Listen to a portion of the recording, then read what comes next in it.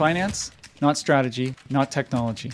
It is teamwork that remains the ultimate competitive advantage, both because it is so powerful and so rare. If you could get all of the people in an organization rowing in the same direction, you could dominate any industry in any market against any competition at any time. This quote from Patrick Leoncioni embodies the spirit of the emergency program at the Cariboo Regional District in British Columbia, Canada. The region is known for its rugged beauty, sandwiched between mountain ranges, where living off the land is the main source of life for many ranchers, foresters, fishers, and miners. Residents live in rural or remote settings, many with no access to land-based communications such as internet, cellular networks, or even radio. While it has experienced more than its fair share of disasters, it also has one of the best emergency programs I have seen in my decades doing this work. A big reason is Steph Masun, who, until recently, was the lead of the emergency program for several years. Her background includes public relations, program development, and community engagement.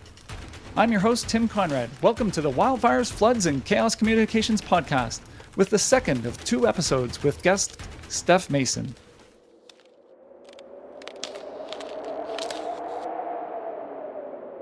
As incidents, communities, and economies change, the programs need to change with them. There's a continuous adaptation that happens there. So how do you staff, frame policy, fund, and gain the support that you need to build an emergency program? I think you have to think of it as you have to build something out that can succeed you, meaning that when you're not there anymore, it needs to be able to have business continuity, and it needs to be able to have the framework involved so that people working in it know how to act. They know what to do. They have to have the policy framework to give them the guidance so that there is forward action, and I think what that really needs is a solid policy framework. It's a solid business continuity plan. It's a solid retention concept, and always having a second line, and always having the plan to continuously improve and to look really critically at things. And I mean, not get too tied to that's just the way we've done it, or we've done it this way and it's worked before, because in the incidents that I've seen, yes, the flood is a flood is a flood, but it's not.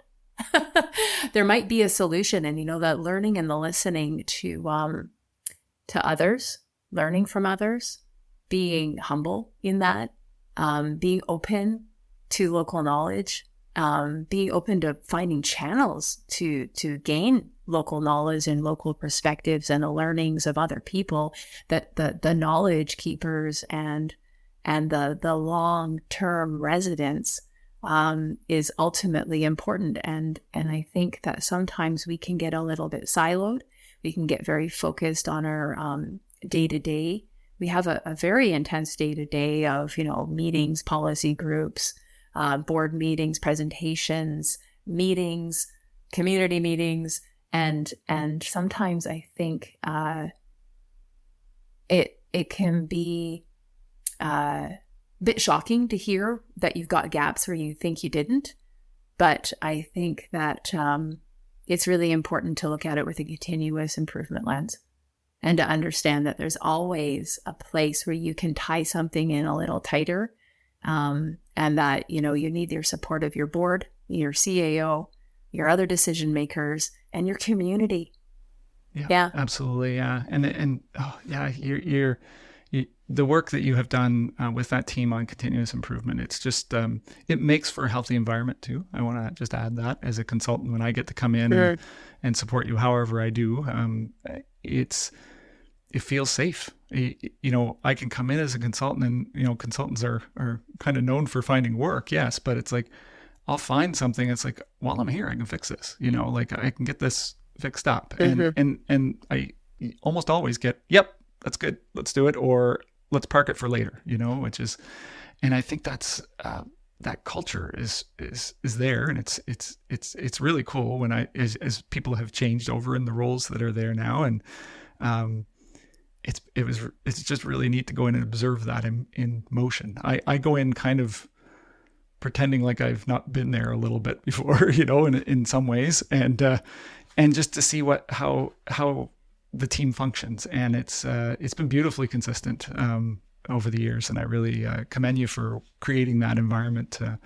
Irene now leading the program, doing a wonderful job. So, and I have to say, I was welcomed in. I want to acknowledge that the CRD has a history of dealing with complex incidents and having a lot of also then complex relationships. And in some of those relationships, there are tensions. And in some of those relationships, there are unities. And at the end of the day, the program will succeed me. And I put my oar in, and I added my context, other really strong leadership at the Cariboo Regional District, including the past CAO, put their oar in and left an environment that could continue to have success based on those early supports. And I want to, as I said earlier, give credit where credit's due. And I want to say all of the participants, every responding agency, the intentions of every sector and, municipality, district, and community in the region has really contributed to this, because the communities have been supporting it. And without that community support and the community feedback and the interest of community in continuing to see this thing grow and improve and provide the service that people not just want, but that they need before and after an incident and through recovery, it's been an incredible opportunity and a great journey. And I'm happy to talk about it. I thank you for having me here today. Yeah, we get to have lots of personal chats about this, and so I'm really happy that you joined me today. So. When we have good ideas about emergency management programs, what do you think? Do you think we should be sharing them out there and getting them out there, or do you think we should be, hey, that's my idea, I want to hold on to that? I think that the EM is built on sharing. It's a all hands on deck, and how we communicate with each other, how we interact with each other, how we we all have a role. You're seeing more dialogue out there. I'm seeing, ads and billboards saying, there's an agency that says, this is our job and this is yours. And I agree with that sentiment. And I think we all have this part to play. And honestly, if it weren't for the sharing in EM, I think we'd all be eons behind. I have benefited from, the ideas and the synergies and the, desire to share, and looking back is how we look forward. That's the point of an after action review, and it's documenting it, and then you can share that out with others and you can learn from that. And I think that I think we need to continue to share, and I know that there have been some forums designed and fostered by some really great leaders in emergency management in this province. I could start listing them and naming them, but I want to say every touch point I have, people have been very open. And I think that the people here have benefited from that. And I hope that people in other areas have benefited from our sharing as well. It's really a two-way street. And I'm keen just to keep the sharing going. And I do have to say there's one or two players out there who put a lot of time and effort of their own into ensuring that other people have access to information. And I really am very thankful for them. Yeah, absolutely. Right. It's so important to be able to share, and to be able to, an old boss of mine, Mike Kelly was his name. He used to say R&D, rip off and duplicate. And it's kind of the uglier version of saying it, but it's like, there's so much there that you can grab and turn it into yours to fit for your program, to make it better for your people in your community. And we should be doing that. It's not a competition. Emergency doesn't care. Disasters don't care. Mother Nature doesn't care. If we're in a competition, she's winning every time. So, I know I've never come across that. I have not come across someone who, or a situation, let's say, not individual people, but situations where there's been hesitancy to share information in EM. I know, and I don't mean, working in contravention to freedom of information. People are working within the rules, but also within the rules, there's frameworks that other people can build on. Exactly. And, we're really lucky in this province to have such a strong emergency management association.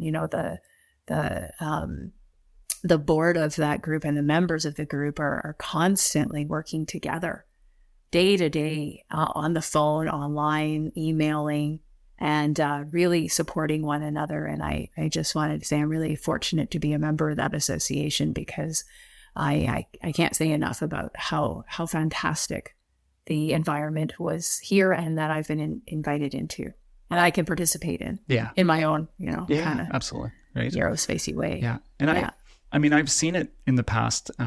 It was a bit more a thing that you would see in the past, where people are holding on to things and holding on to their ideas. And I guess my piece of advice is that emergency programs that are built with the community, to put the community and the person in the leadership role, we'll put them on a path of success. So if you build from community up, you're going to build a really good program, and you will look like an amazing leader by the time you are done building that program. And that's what you've done, Steph, there. And it's come from the community up, and you've always been so good at listening to that. Those people that when you go out in the community, you see it every time. Wherever we are, we've been at little farm markets in the field. We've been at larger events in the city. And, I get to see that in that interaction that you have with all members of the community. And that says a lot, that there's that connection between the community members and you as an emergency program leader, right? So kudos to you for that. So. Hey there, I have a special offer for you. Jump over to www.canadiantraining.ca and subscribe to our newsletter. Receive discounts and early access to our new training platform, which will launch this fall. What's more valuable is we will send canadiantraining.ca subscribers free guides, checklists, and more that you can use in your home, work, or volunteer roles. canadiantraining.ca. Learning from mistakes. Someone should. Sign up now for those free resources. So to say that your EOC has been active is not giving the amazing team at the Cariboo region the proper credit. So we were active for 77 days in 2017, which I was part of. In 2018, that was nearly matched, except some floods, landslides, and fires were included in that year.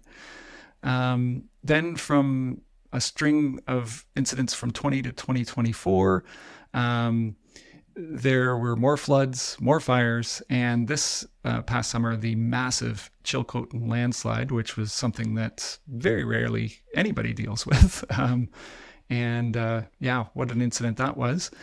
And so there's been multiple seasons where you've reached nearly triple digits for days active, including last year, which you were, I remember talking to you at one point, we were both in EOCs at the time, and talking to each other, feeding off of each other ideas and what challenges we were having and so on. And you had said to me, we've gone almost 100 days straight. And you had done more than that, I think, last year active, but there was a little bit of a break in between.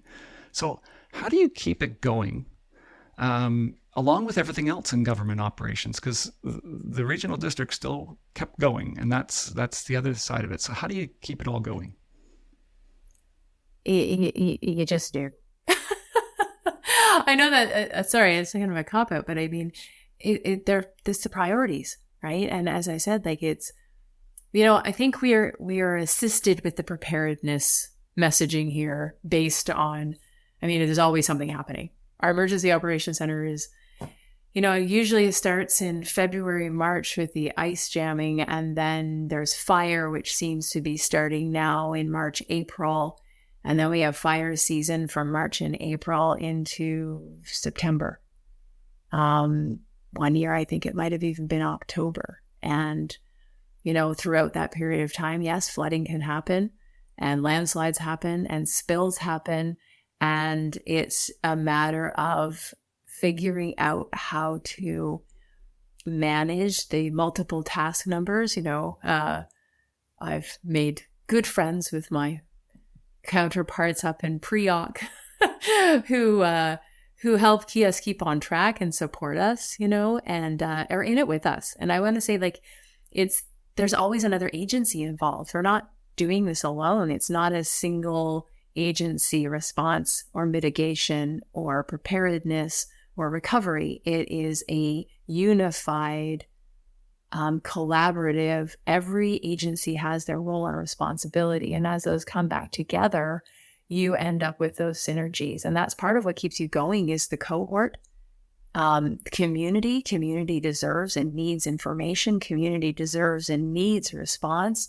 And as I said, I feel that the populations across the Cariboo Regional District have a lot of preparedness skill, and they are ready. And so they are ready to get the message. They're ready for the information, and our job is to provide it to them and to keep it going. So I think it's, we're motivated externally and internally and supported by the other agencies and people. The people have grown a lot of really good relationships, and I would say that's probably the basis of it all. Accountability. Yeah, absolutely. Yeah, it is for especially that's one thing I always get with you with our conversations is all of those relationships, all of those people that you are constantly reaching out to. You've mentioned a lot throughout the interview. If you were to give me one overall thing, or maybe it's a couple overall things, and what do you say on the relationship side? Is there any advice that you could give anybody on that side of things to help them move along? Because I want to also give a little bit of background as to what some of the relationships are. So you mentioned PREOC, that's the Provincial Regional Emergency Operations Centers here in British Columbia. So that's where a lot of details go through, and financially support they financially support the regional district with certain things and so on. There's First Nations. The Cariboo Regional District is the most dense area in the country for First Nations in a single regional government area. 20 something, I can't remember what it is now, 26, 27 of them, I believe, something like that. So maybe it's more. But a lot of nations, there's a lot of local governments in this country that don't have any First Nations within their geographic area. So, and you've developed a lot of really good relationships with First Nations, with the provincial folks, with volunteer organizations. Tell me what you would give for advice on the relationship side of things. I think people appreciate the facts. I think people appreciate information they can use. I think people appreciate, so I'm going to segment it out a little bit, right, between the different groups. I mean, working within my role responsibilities solidifies my relationships with agencies I'm working with. Being honest and open about, hey, I've got some pretty difficult things on my plate right now, and I might be late to the table. I can say that to a counterpart. I don't say that to a community member. I say to a community member, here are the facts. This is what's happening. This is why it's happening. This is what I'm aware of. And here are some things that I think I see as challenges. And I would recommend A, B, C, and D, but not send people down rabbit holes. People don't have time to be sent down rabbit holes. And what I mean by that is to make a good referral, to explain the details that somebody needs to make a decision so that person can act autonomously and build the trust and understand that I'm going to give them useful information and factual information and timely information to get back something, as well as to get back some trust, to give honesty and receive back trust, I think is a basis of relationship building. As a public servant, we're not friends, but we can build friendly relationships, and accountability and honesty and just attending to it. I think everybody who works in emergency management will pick up the phone if it rings. It doesn't matter if it's 8 a.m., 10 p.m., 1 a.m., and especially when you've got an active emergency operations center, your public information line might need to be open pretty darn late, depending on what happened in the evening. And you might get someone who's really afraid. You might get somebody who's really angry. You might get someone who's really concerned about someone else and they need to connect. And I think offering that connection allows for relationship building and some that trust. And I think once you've established that, the other messaging that you put out is credible.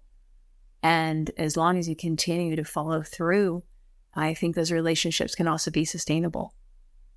Yeah, absolutely. And I'll add to it, it's extremely important on the local government level. All of the measurement that I've done in all of the years that we've been working together has shown that local government is the most trusted government. And it's not even close.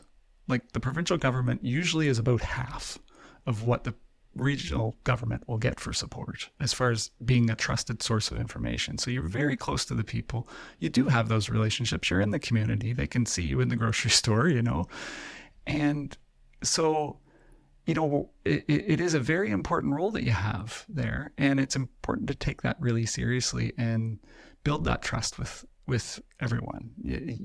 I think that's a part of the role that leaders in the government side of things that are doing emergency response and organizations that are doing emergency response, they have to build that relationship before the emergency. I think it's really important to do as much as you can prior to that, because once the emergency starts, you're kind of frozen in time, that's the best you're going to get at that point. You might improve, but most of the time in disasters, emergencies, it declines usually because they're hard on people, right? So key to work on relationships all the time. So now you mentioned that you never know when the phone might ring. You've moved into a new role outside of emergencies, but I do have to point out, can you bring up the phone for a moment? Because you told me you're on call tonight still. Phone. So she's in a new role, but the bat phone is there. I've had the bat phone before too, because I've filled in the roles sometimes. Like I've been, the Cariboo Regional District is the only emergency operations center I can say that I've worn every vest. And I can even say finance because I just put it on for a second the one day, just as we were closing down the EOC, and say, hey, I'm in charge of finance. Take that off. But it's, like you end up in lots of different roles. You are now in a new role doing intergovernmental affairs. Just started this position. What I want to ask you though, what is it like to build up the team and step away? It's exciting. It's really a very positive thing. Some of the people who are continuing on have been long-term staff at the Cariboo Regional District and have been in that EOC since before me, and they were the people who welcomed me in, and they have shown up with heart and intention and energy and really help set the tone. And I mean, the program manager is adept and skilled and knowledgeable, and the other team members are experienced as well and have a lot of really good intention, and I'm really thrilled for them. And I'm happy that they'll invite me in every now and then. They make space for me. They are wanting to just continue to build on everything, and they'll take it to new heights. And I look forward to celebrating their successes and supporting them when I can. Yeah. It's been really cool to see some of them, because you're right. Some of them have been there. I worked with them in 2017 before you were there, and then just watching them come back in their role. Now they're going to be they're in an emergency program role, which is great. I'm so happy for some of them to be there, but it's just a fantastic team. And it's really neat to see how it's evolved and the different players. You're right. They keep showing up. And so I'm so happy that they now have something that recognizes that and they can work on it all the time. So. Hello to our listeners in Ireland. We share a love of jigs and reels. And to listeners in these cities, Brisbane, Australia, Midlothian, Virginia, Trowbridge in England, St. Albert, Alberta, and Okinawa, Japan. Thank you for listening to our podcast. We have a global audience with listeners in over 30 countries and 300 cities. Wherever you listen, whether it's Spotify, iTunes, or Amazon Music, please subscribe and give us a review. Of course, please share with a friend by sending them communicationspodcast.com, where you can also sign up for our newsletter. Well, we are at the end of our main part of our interview, and I have three quick questions for you. Yeah, I know, already. Right? That happened. And this is good. Folks, I want to tell you out there that the audience listening, be thankful that I didn't just call Steph up and just have a conversation, because we'd be, 4 or 5 hours sometimes. we go on for quite a while and just really kind of unpacking a lot of things that we experience in the roles that we go through, and kind of talking about solutions a lot. We really, really talk about a lot of solutions, and it's always wonderful. So my first question for you, though, is what is one book, documentary, or resource that you recommend for those learning about crisis or emergency management? It's hard to pick one, Tim. I think if you got a couple. I think I want to talk more about like what are the resources as far as like case studies. I wouldn't say one particular case study, and I think that case studies are a really good way for that. Tying in some of that information sharing, like you and I were talking about earlier in the discussion, right? And understanding how things have been done, and look at it in the context of your own municipality or community or regional district or what have you, industry sector. And I also want to say, courses. I think academics and any sort of, learning opportunity, as I would suggest, just keep doing those things and keep seeking out new information and ways that information is changing and what's changing in the sector. So I don't have a specific thing, but I think it's a continuous learning and case studies and public administration for public safety, I think, is an interesting thing to look at, to be frank. Yeah. Yeah. And you've been my educator on that side of things, because I hate reading about that stuff. So thank you so much.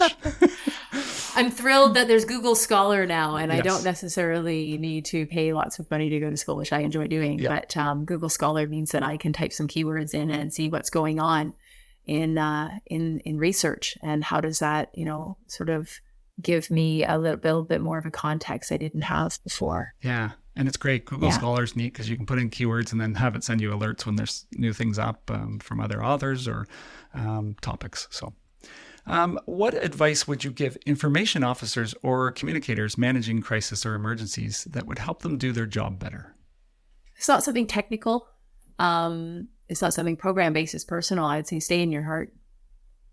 And when you're framing things, think, what would my grandmother need to know? What would my grandmother need or want? What would my daughter need or want? What would my mother? What would my cousin? What would my, my coworker? What do I need to tell my coworkers? Is a big one. Like, what have I not told people? What's in my head that I need to get out, and how will that help people?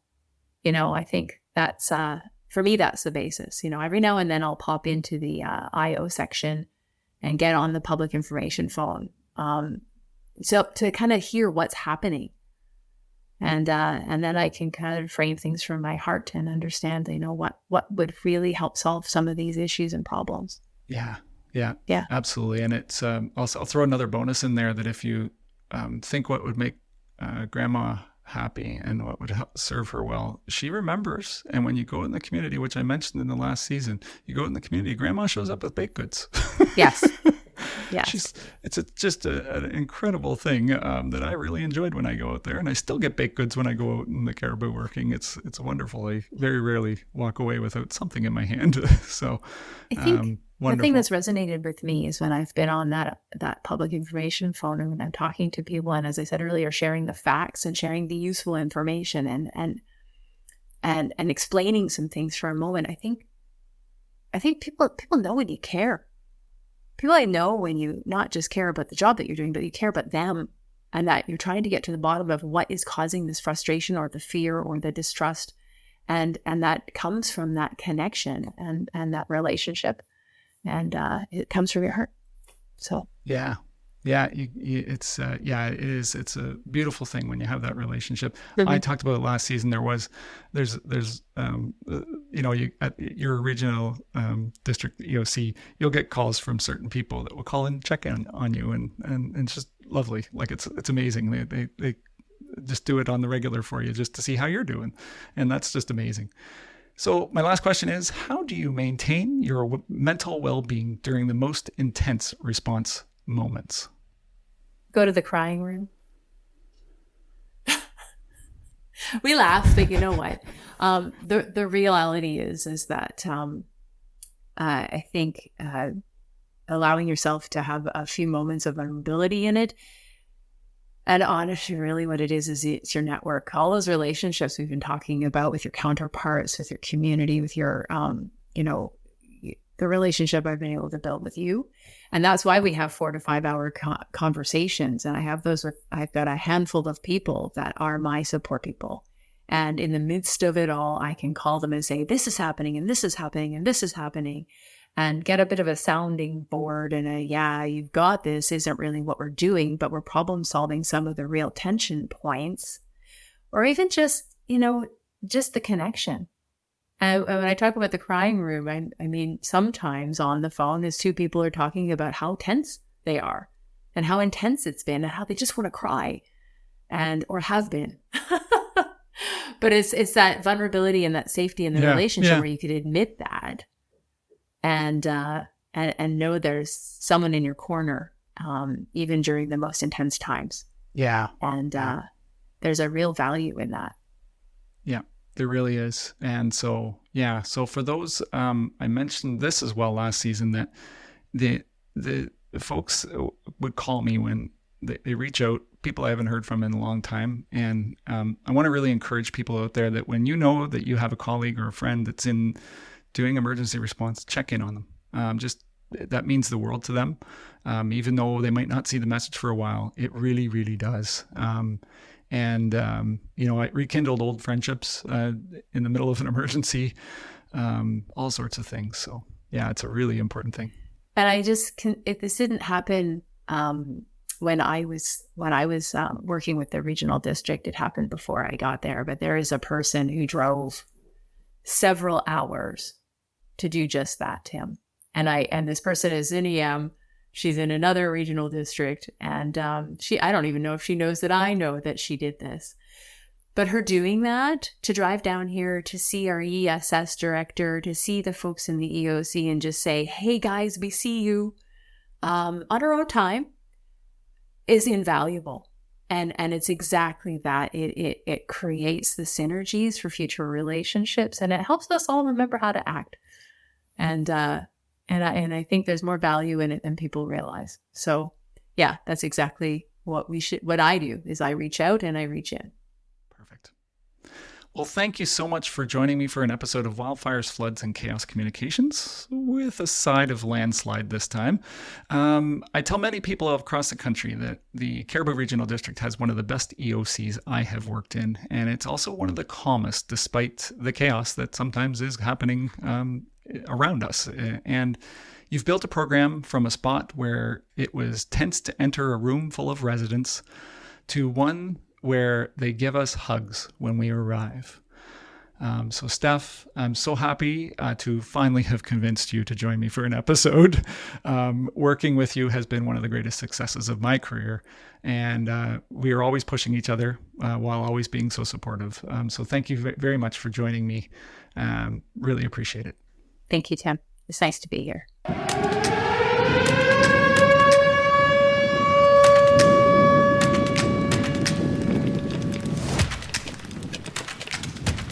Thank you for listening. I really appreciate you taking the time to learn through our podcast. Do you have a suggestion for a guest or topic, or maybe some feedback? You can write to us at communicationspodcast.com, where you can also leave a review. Wherever you listen, whether it's Spotify, iTunes, or Amazon Music, please subscribe and share with a colleague or friend. Remember, we also have a newsletter that will give you more information, including case studies and news from around the world. And we put up transcripts, links, and information about our guests on our website. Visit communicationspodcast.com. Thank you for joining the Wildfires, Floods, and Chaos Communications podcast. If you like this episode, check out Season 1, Episode 6, Documenting the Disaster with Michelle Thoma. Goodbye. Hear me later.